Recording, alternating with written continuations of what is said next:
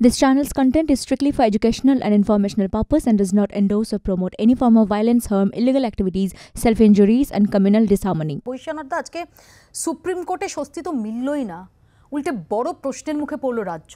ঠিকই তো, শেখ শাহজাহানদের বিরুদ্ধে সিবিআই তদন্তের নির্দেশ। সেখানে রাজ্য কেন পার্টি হচ্ছে? রাজ্য কাকে ডিফেন্ড করতে, কি আড়াল করতে রাজ্য সুপ্রিম কোর্টে এই সিবিআই তদন্ত আটকাতে যাচ্ছে? আমি এটা বলবো যে এই যে সন্দেশখালির ব্যাপারটা নিয়ে যে একটা পূর্ব পরিকল্পিত নানান ধরনের ঘটনা ঘটছে, প্রথমে ইস্যুটা যেভাবে এসছিল একটা ল্যান্ড ডিসপিউট, বলছিল চাষের জমিতে শাহজাহানরা নাকি নোনা জল ঢুকিয়েছে। এইটাই ছিল প্রথম বক্তব্য। যেদিন ওনার বাড়িতে গেল তারপর থেকে এই বক্তব্যটা শুনছিলাম। পরবর্তীকালে একটা পিঠেপুলির বক্তব্য এলো। তারপরে তো এখন আপনি বলছেন যে সোলের রামগড়ের মতো নাকি ওখানে ব্যাপার, এবং যে সমস্ত অস্ত্র দেখিয়েছেন আপনারা। আমি যেহেতু ফৌজদারি কোর্টে ওকালতি করি, আমি আর্মসের সমস্ত বিষয় যে মানে আলোচনা হয়, মামলার প্রতিবাদ্য বিষয় থাকে, সেখানেও দেখেছি যে এই আর্মস অ্যাক্টের মামলায় কিভাবে কি বিচার হয়। তো শাহজাহানের এক্সক্লুসিভ পজিশন থেকে আর্মস পাওয়া গেছে এরকম বিষয়টা নয়।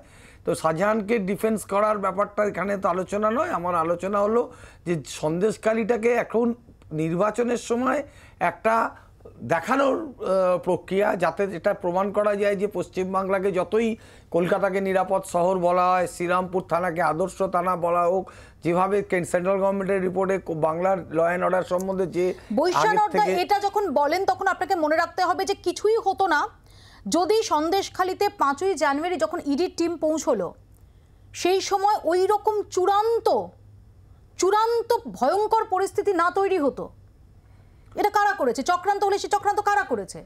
আমি তো সেটাই বলছি যে একটা পুলিশি হানা বা একটা সিবিআই হানা বা একটা যে কোনো হানা হয়েছে, লোকাল গ্রামবাসীদের মধ্যে কেউ কেউ সেই রেডটাকে প্রতিহত করেছে। আমাদের এখানেও অনেক সময় কলকাতা পুলিশ আধিকারিকরা আক্রান্ত হয়েছে না, কলকাতা পুলিশ ও রাজ্য পুলিশ বহু জায়গায় রেড করতে যায়।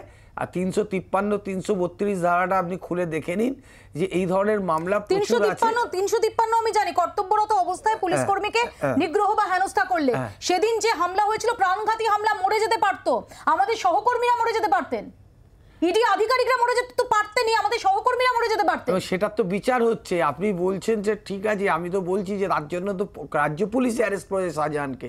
শাহজাহান আগে কি কোন দল করতো সেটা এখন প্রসঙ্গ আসবে না।